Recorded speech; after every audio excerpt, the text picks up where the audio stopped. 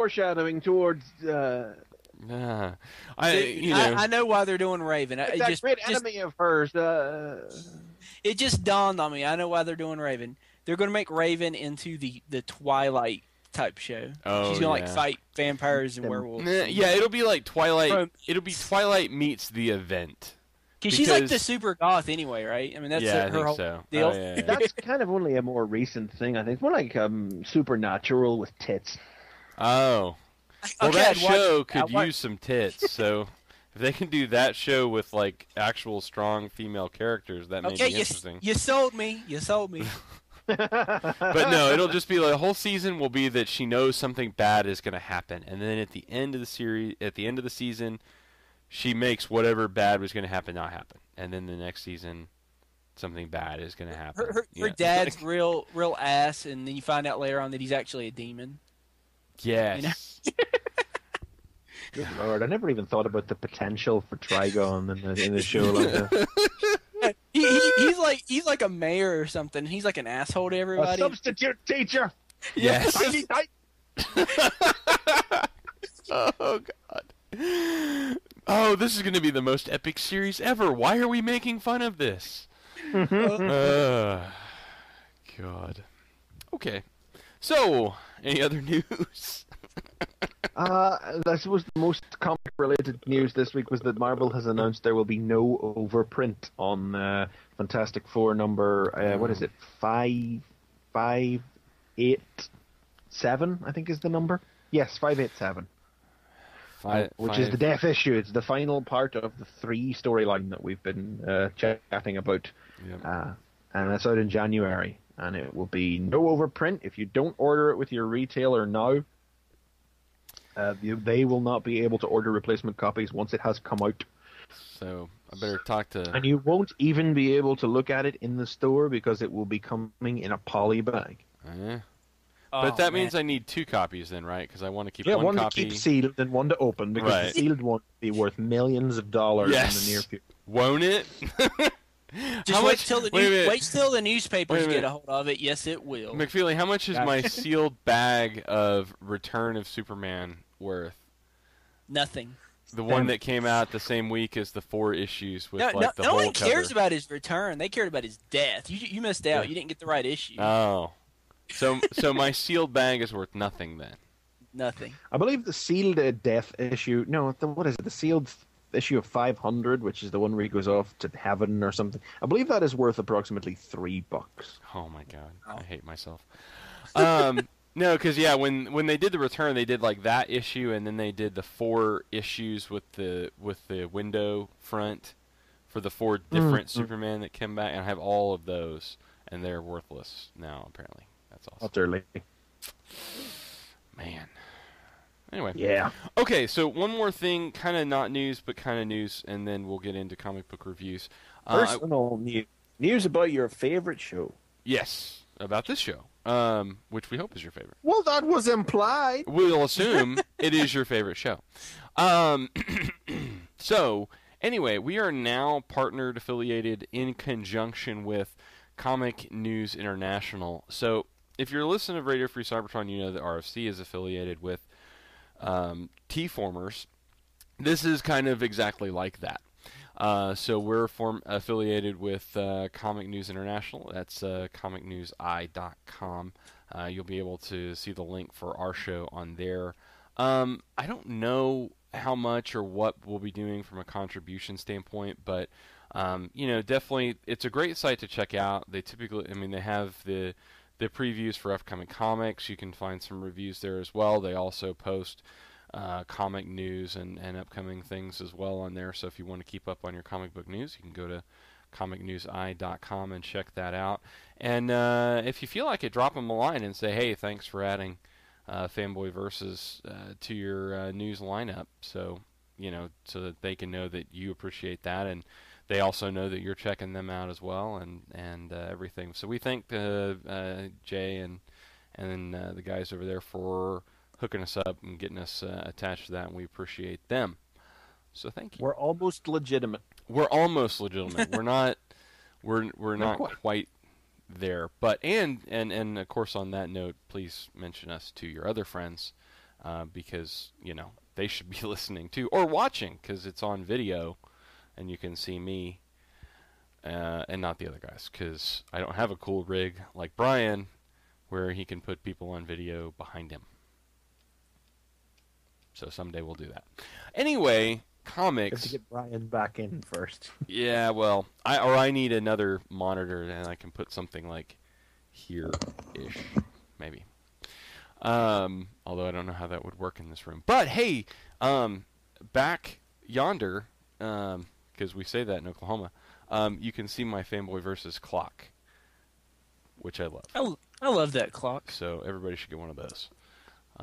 There's no markup on those on our Cafe Press, but I have no idea still what the link for that is. So maybe email Brian and he'll tell you. So anyway, okay. So on almost comic book legitimate. Almost legitimate.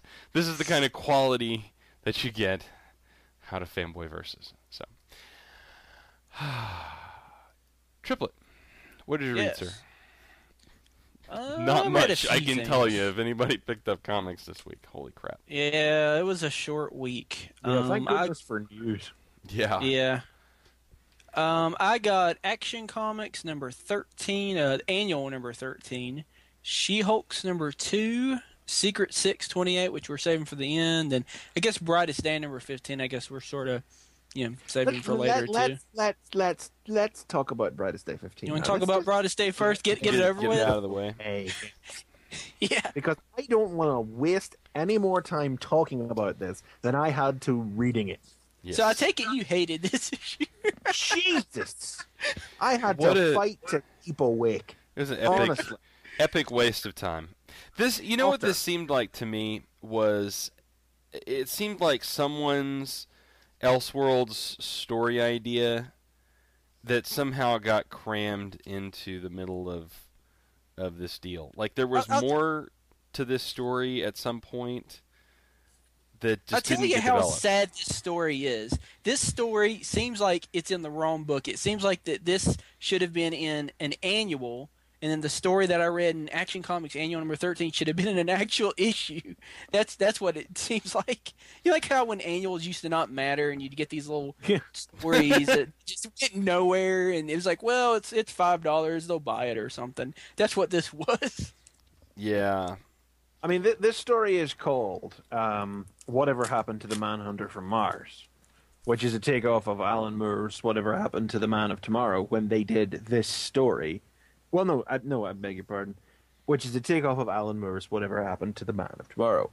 But the story is a takeoff of Alan Moore's What Do You Get for the Man Who Has Everything, which maybe more listeners would know from the Justice League episode of the same name where they adapted the storyline in which Superman is trapped in a vision of his perfect world.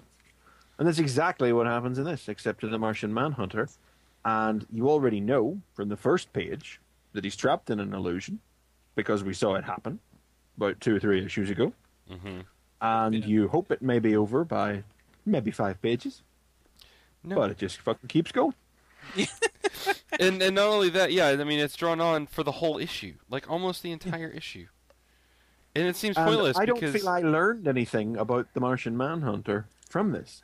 That's the point. I mean, the point of what you get for the Man Who Has Everything is where Superman lives in this Krypton that is like, it's not quite Krypton, it's not quite Earth. His wife is not quite Lois, she's not quite Lana. There's a wonderful sense of confliction in the character in that story. And in this, the Martian Manhunter is a Green Lantern for some reason. Yeah, which doesn't make... Which it has no other impact on the story other than just to say that he is a Green Lantern. He's obviously the Green Lantern of Mars. I mean, come on, his whole race is back. They need a Green Lantern. Well, and it just fucking keeps going. And the only thing that was interesting to me, because I don't hardly know a damn thing about the Martian Manhunter, was the deal where he like buried everyone on his planet, like made them a grave and buried everybody. Yeah. That was the only thing that I was like, wow, that's crazy. And just that little bit of dialogue between him and Superman where they talked about the differences between them. You know, the fact that he actually watched his world die, and Superman didn't. That was the only thing. I think that the page where we see the Flash running without a head was kind of neat. Yes. Yeah, it was kind of nasty. disconcerting, yeah, that's a nasty really. death.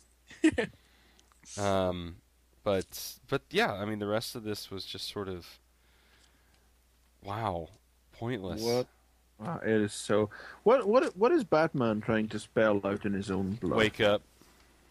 Wake Is up. it? Yeah. Yeah. Because it's WA, and that's what Superman says too when he's dying. Is wake up. Oh, sure. So it is. Right. Yeah. Yeah. And why does he kill them all? I don't know. Because he's jealous of them. I think maybe. Yeah. And there's a monkey at the end of this issue. Yes, there is a monkey at the end of the issue, and yes. Hey, there's first. Yeah. Okay. Sounds like we'll be getting back to Aqualad next issue. That might be worth actually reading. Yeah. This was bad. This was well, it says so, but it says the origin of Aqualad next This is issue. the origin of Aqualad, but he says, I'm about to destroy the universe. And then next, the origin of Aqualad. Okay, well, I guess we'll deal with that later. Then. All right. Well, it seems important, but we'll talk about it later. Now, the only thing that seems really weird is on the cover, it's the new Wonder Woman costume, and then in the issue, it's the original I saw costume. that, and I thought, well, is she going to be in the issue? Yeah, sort of, I but not the. even notice. Yeah. It was just really bad. It wasn't bad necessarily because I mean, I think what's worse about it is that it was so pointless. Like it wasn't just that the story was bad, but it was just completely pointless. So, yeah, it was a waste of an issue. We gained nothing.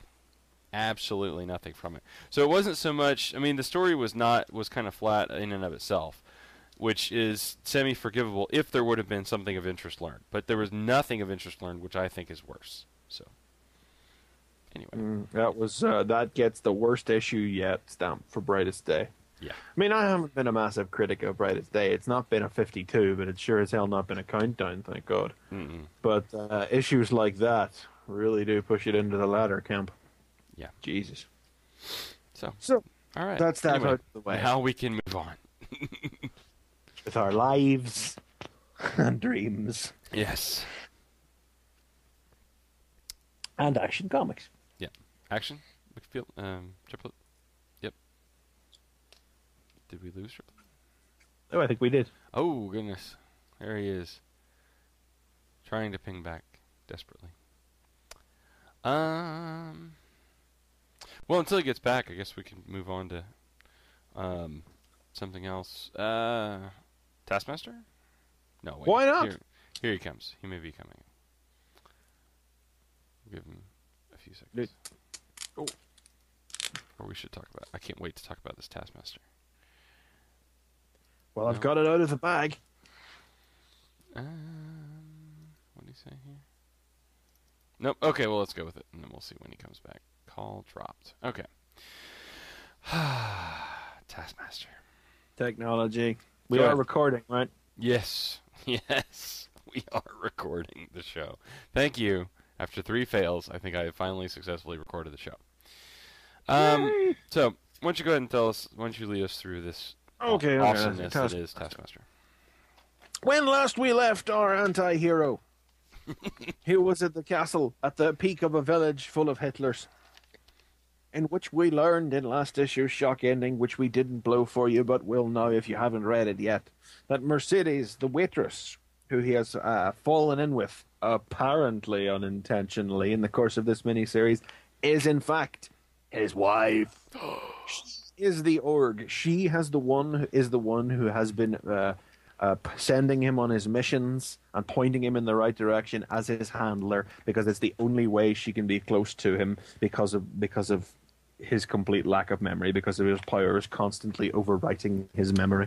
Now, I'll stop you there. This is major, if I'm not mistaken. Oh, correct? God, yes. Like, I mean, major implications across the entirety of some of the villaindom, at least, because it's always been assumed that the org was something much larger, correct?